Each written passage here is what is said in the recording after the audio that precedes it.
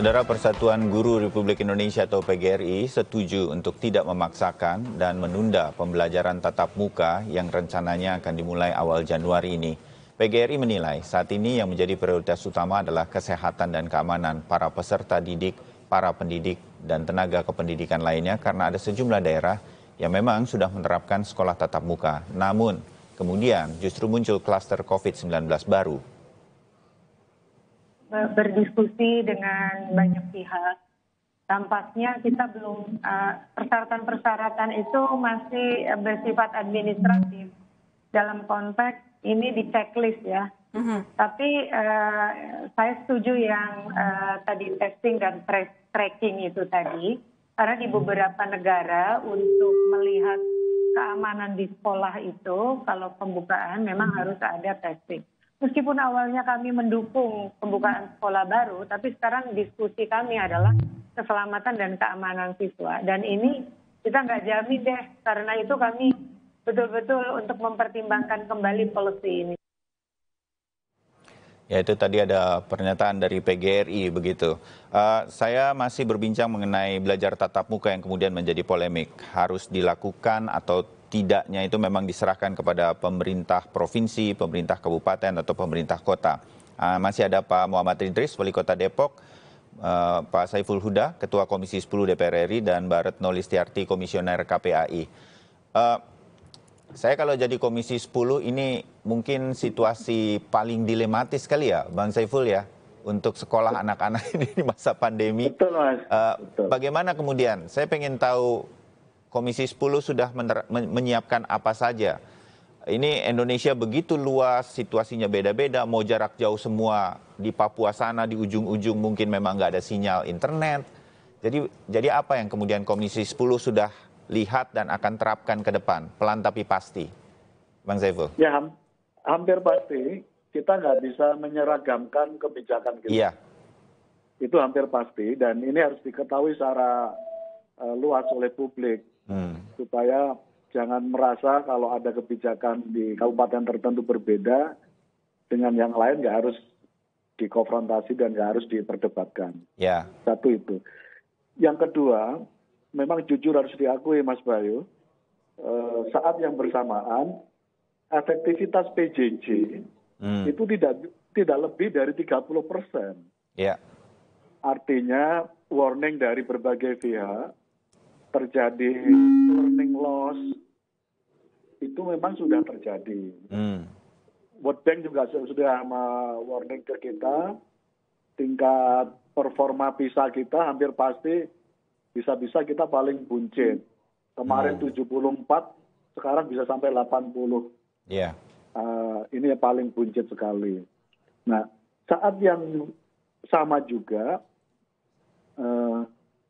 tingkat sebaran kita masih di atas rata-rata yang dikehendaki oleh WHO. Iya. WHO menginginkan sekolah baru bisa dibuka kalau di bawah 5%. Dan kita masih tinggi. 8,8%.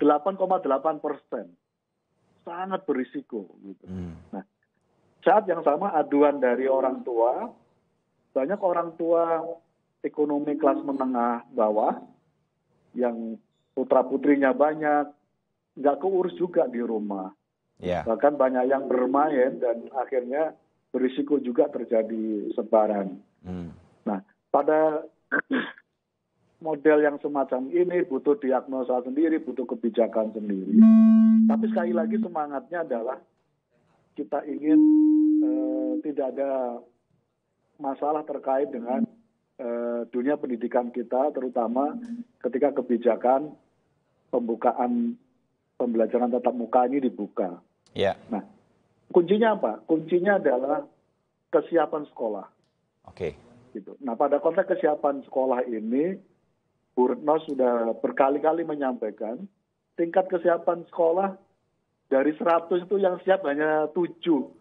Mungkin sampai 15 gitu ya. Sisanya tidak siap. Tidak memenuhi checklist sebagaimana standar protokol kesehatan. Nah, pada konteks ini sekali lagi saya menghimbau, karena kebijakan diserahkan kepada pemerintah daerah, saya mohon porsi ini digunakan dengan sangat hati-hati, Tidak perlu tergesa-gesa, termasuk kalau toh sudah dikeluarkan kebijakan untuk tatap muka bulan Januari, saya kira yang terbaik pilihannya adalah di level SMA dulu. Ya. Gitu. Untuk SD jangan dulu, saya kira sampai bulan Februari atau bulan Maret.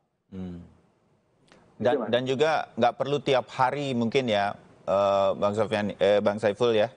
Mungkin itu juga penting dimengerti oleh banyak pemerintah daerah begitu. Betul. Dan seminggu saya kira cukup sekali atau 2 kali aja. Ya, oke. Saya ke Pak Idris sedikit. Di lapangan seperti apa Pak Idris? Ini kan saya begini, kalau saya jadi Pak Idris juga sama beratnya nih. Begitu pemerintah lewat SKB 4 Menteri mengatakan diserahkan ke pemerintah daerah. Berarti kan Pak Idris nih di Depok. Saya kasih izin atau tidak izin itu kan di Pak Idris gitu untuk Depok nih. Nah itu bagaimana kemudian Pak Idris membolehkan atau tidak membolehkan? Kalau tidak dibolehkan pun banyak yang mengeluhkan hal ini. Jadi maju kena, mundur kena nih kalau jadi pemimpin daerah. Pak Idris, bagaimana Anda menghadapinya? Ya, pertama kebijakan kami sekolah dari belajar dari rumah BDR ini, karena kami lakukan analogi kasus dan kebijakan. Misalnya pada saat Idul Fitri dulu, itu kasusnya antara 25, 50, paling banyak 75, tidak sampai 100. Itu kita berhentikan sholat Idul Fitri, kita berhentikan sholat Jumat pada waktu itu. Ya, 2 bulan, selama 2 bulan. Dan ini kita analogikan sekarang pada dunia pendidikan. Yang kasusnya tadi yang saya katakan per hari 250 kasus per harinya. Nah, sehingga ini nggak bisa. Termasuk kemarin mohon maaf kebaktian di gereja pun daring. Ya, itu orang dewasa. Nah, ini bagaimana dengan anak-anak? Saya mohon maaf Pak dari Komisi 10, Pak Sofyan ya tadi, Pak Saiful, bahwa saya kurang setuju kalau dibedakan dengan anak SMA. Justru anak SMA juga sangat sulit, Pak. Ketika mereka dilepas berkendaraan sendiri, mereka belajar. Nah, ini kan kebijakannya di provinsi kalau SMA. Kami minta kepada provinsi juga tetap memberikan kebijakan kepada pemerintah daerah untuk sekolah-sekolah SMA. Ya, makanya kami belum memperkenankan sekolah SMA juga. Yang kami persiapkan sekarang bagaimana terintegrasinya program pendidikan di Kota Depok. Misalnya, terintegrasi dengan kampung siaga berbasis RW. Terintegrasi dengan DPA PMK, Dinas Perlindungan Anak dan Ketahanan Keluarga. Terintegrasi dengan kampung KB. Terintegrasi dengan dan genre. Genre dan PIKR ini kami berdayakan teman-teman. Dan yang terakhir adalah pembimbing rohani. Kami punya sekitar 240 pembimbing rohani yang mereka akan kami sebar bekerja sama dengan kampung siaga untuk bisa memberikan keceriaan dan pendidikan berkolaborasi dengan dinas pendidikan di Kota Depok. Itu yang kami persiapkan sekarang. Tentunya eksesnya adalah kita akan lakukan kembali nih refocusing dan realokasi anggaran tahun 2021 ini. Itu sebuah dampak yang memang sudah kami prediksi. Sebuah wacana atau rencana yang Pak Idris sampaikan ini kan mudah-mudahan saya doakan Pak supaya itu bisa berjalan sebaik mungkin begitu ya. Apa kendala-kendalanya Pak? Sekolah ada yang mungkin datang ke dinas pendidikan di Depok protes, mereka pengen dibuka, itu juga masih terjadi? Ya. Masih ada beberapa orang tua ya, beberapa komite, dan ini kita pahamkan bahwa kita sepakat dulu lah bahwa health is everything, bahwa kesehatan ini segala sesuatu. Ya, dan kita tahu dalam diberitahu informasi kalau anak sudah tertular, itu daya penularannya itu bisa sampai 5-10 kali lipat. Jadi sangat bahaya sekali. Inilah yang memang harus dipahamkan kepada para orang tua. Jadi sekedar semangat pendidikan, tapi apa yang bisa kita lakukan untuk bisa memberikan fasilitas-fasilitas kepada anak-anak didik kita. Saya rasa kalau di Kota Depok relatif ya bahwa orang-orang tuanya sudah terdidik yang bisa kita paham. Asal kita komunikasinya lancar, itu aja. Dalam bayangan Pak Idris dan tim di Kota Depok, kalau rencana ini mau dilaksanakan, apa yang menjadi kendala? Dana, infrastruktur, atau hal-hal semacam itu yang mungkin bisa disampaikan ke Komisi 10 supaya nyampe nanti mungkin juga didengarkan sama Pak Nadiem atau Mas Nadiem, Mas Menteri, bahwa pada hari ini itu sedang ada upaya-upaya seperti yang di Depok dilakukan. Apa yang Anda ingin sampaikan Pak Idris? Ya benar, kendalanya yang Pak Sepen tadi dari Komisi 10 bahwa masih sangat minim sekolah-sekolah yang mempunyai fasilitas ataupun sarana prasarana kesehatan standar seperti yang dikatakan Bu Rono tadi. Ini benar sekali. ya walaupun mereka khususnya mereka yang yayasan-yayasan ya. Yayasan-yayasan itu biasanya swasta yang mereka memang apa adanya melakukan menyelenggarakan pendidikan dan memang sarana prasarana sangat kurang sekali. Dan juga tentang masalah pemahaman. Dan yang lebih penting lagi adalah tadi yang saya katakan, masalah pendanaan. Ini sudah kita mulai memberikan hibah-hibah untuk kepada mereka untuk bisa dilaksanakan protokol kesehatan yang kita inginkan. Tentunya kita juga akan belanja langsung fasilitas yang mereka butuhkan. Jadi kendalanya itu tadi masalah sarana prasarana, termasuk juga tadi teknologinya ya, alat-alat teknologi dan juga anggaran. Anggaran sudah kita prediksi dari BTT, maka kita tingkatkan untuk bisa direfocusing juga anggaran-anggaran pembangunan tahun ini. Oke, nanti saya ke Bang Saiful soal itu, apakah ini kemudian bisa dibantu begitu dalam artian nanti kebijakannya. Pak Idris sedikit lagi, ini pertanyaan dari KPAI berapa kali kalau saya berbincang pasti Mbak Retno ingin mengatakan hati-hati, kehati-hatiannya saya sudah apresiasi ya Pak Idris ya. Bapak memegang tanggung jawab ini untuk anak didik dan para tenaga pendidik. Nah, yang mengawasi ini semua bersama Satgas COVID-19 di Depok ini siapa nih? Kan KPAI juga nggak bisa setiap saat gitu mengecek dan lain-lain. Pak Idris di Depok. Ya, pertama tim Satgas sendiri, kita sudah punya tim pengawasan. Yang kedua, dinas-dinas karena juga banyak work from home. WFH, sehingga kepala-kepala dinas itu kami tugaskan untuk mereka sebagai tim WAS di tingkat kecamatan dan bisa berkolaborasi dengan unit-unit pendidikan yang ada di kecamatan. Mereka nanti juga akan langsung ke lurah-lurah ya untuk bisa komunikasi ke kampung siaga berbasis RW. Jadi berjenjang gitu Mas, dari Satgas ada tim WAS. Dan ini bisa tegas selama ini Pak Idris di Depok? Alhamdulillah, bisa tegas. Agar syaratnya cuma satu, bahwa mereka kita nobatkan. Pertama saya sudah SK-kan, dan kita nobatkan agar camat itu berkolaborasi dengan kepala dinas yang kita tugaskan. Jangan sampai ini bukan wilayah kerja saya, bukan wilayah kerja kamu, lalu kamu mengawasi. Enggak. Kita SK-kan dan kita kumpulkan mereka agar mereka taat dan siap untuk diawasi oleh kepala-kepala dinas. Seperti itu. Oke, terbayang Pak Idris. Terima kasih untuk apa yang akan dilakukan di Depok sebagai masukan bagi kita dan mungkin bisa ditiru oleh tempat lain atau kota lain.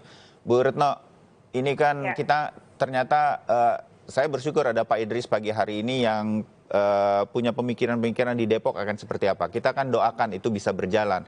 Jadi tidak hanya sekolah yang kemudian beradaptasi dengan situasi ini, berkreasi, saya bilang begitu deh. Tapi kepala daerah juga memang harus memikirkan ini sekolah mau diapain.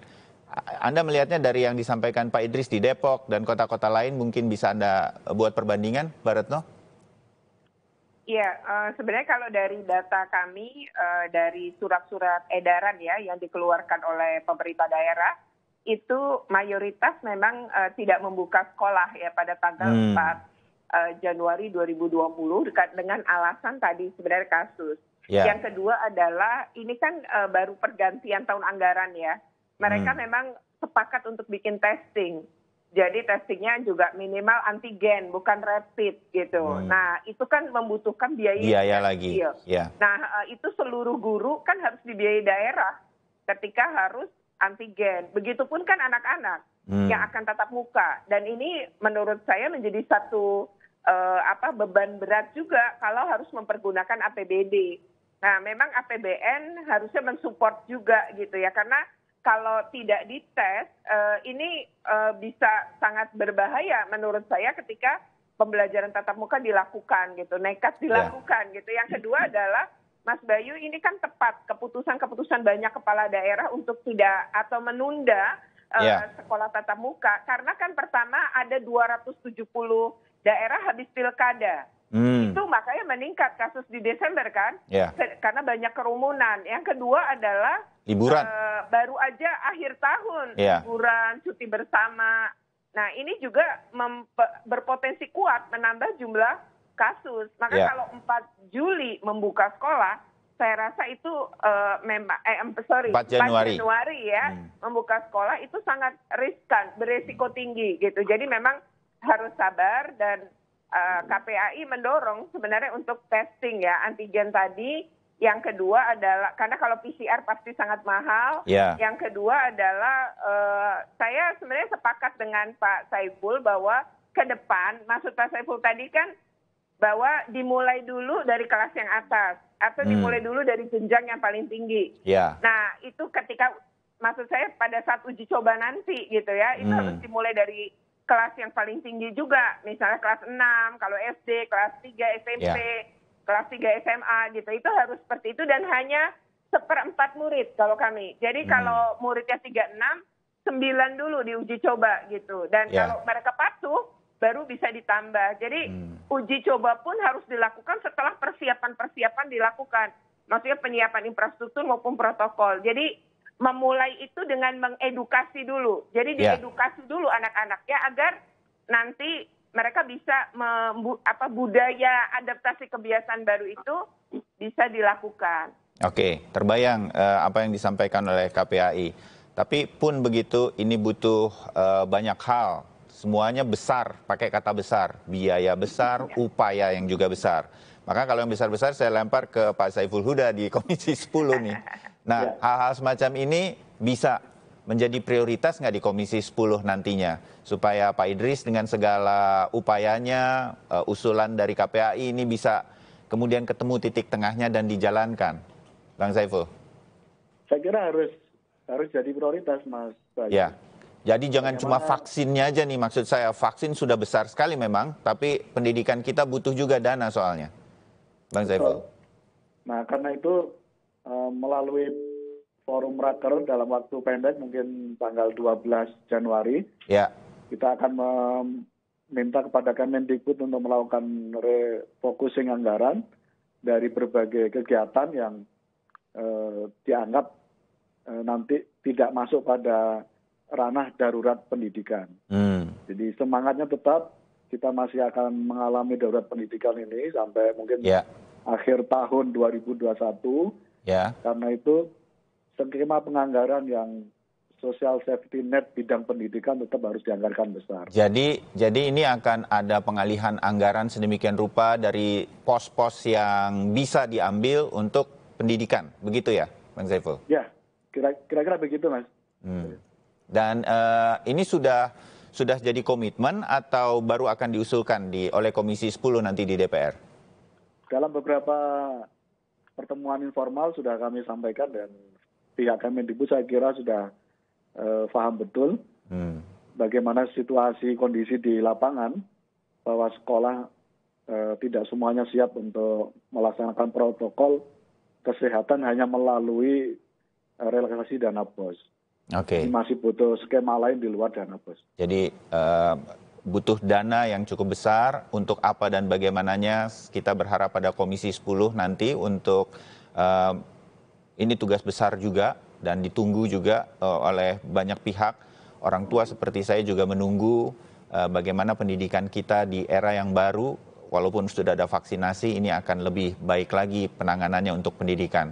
Kira-kira kita bisa berharap itu ya, Bang Saiful, dengan Komisi 10 di DPR RI ya? Ya, kita akan kawal terus agenda darurat pendidikan kita. Sekali lagi, kita nggak bisa mengorbankan anak-anak muda, anak didik kita untuk masa depan cerah Indonesia yang akan datang. Ya, terima kasih. Pak Idris, sedikit dari Anda, optimisme bahwa pendidikan kita di Depok misalnya, dengan segala upayanya, dengan jumpalitannya, dengan akrobatiknya yang harus dilakukan di tengah pandemi, ini kita bisa menyelesaikan tahun ajaran ini dengan baik nantinya di Depok? Ya, pertama Pak Saiful mohon maaf, mohon izin, kalau bisa didorong dari pemerintah pusat, ada dasar kami untuk melakukan secara leluasa refocusing. Sebab memang banyak kegiatan-kegiatan pembangunan sekolah di Kota Depok tahun ini. Kalau tidak dilakukan refocusing, memang dana pendidikan itu sangat besar sekali dari APBD. Ini yang pertama. Jadi kalau sudah ada data dari pusat, ya insya Allah kami juga akan bisa lebih leluasa untuk melakukan itu. Karena kami juga akan menghadapi protes-protes dari penggiat pendidikan ketika pembangunan rencana pembangunan sekolah, ruang kelas baru ini direfocusing. Ini pertama. Yang kedua, optimis kami ini adalah bahwa kami sangat mengandalkan kreativitas bahkan dari guru-guru. Itulah yang akan kami dorong mereka untuk melakukan itu dengan cara kita fasilitasi dan kita tingkatkan tunjangan-tunjangan untuk guru-guru agar mereka juga bersemangat di dalam pelaksanaan pembelajaran yang kreatif ini. Seperti itu aja sih yang saya yang optimisme saya dari situ. Terbayang Pak Idris, terima kasih. Mbak Retno terakhir, dengan segala situasi ini, dengan segala yang masih belum terlalu berubah sejak kita bicara soal pendidikan kita sebetulnya, tapi kita masih bisa kita dapatkan optimisme bahwa pemerintah kita selain soal melawan COVID-19-nya, kita bisa beradaptasi soal pendidikan ini menurut Anda. Apa yang perlu dilakukan sehingga kita berhasil dalam soal mengatasi pendidikan di masa pandemi, Mbak Retno?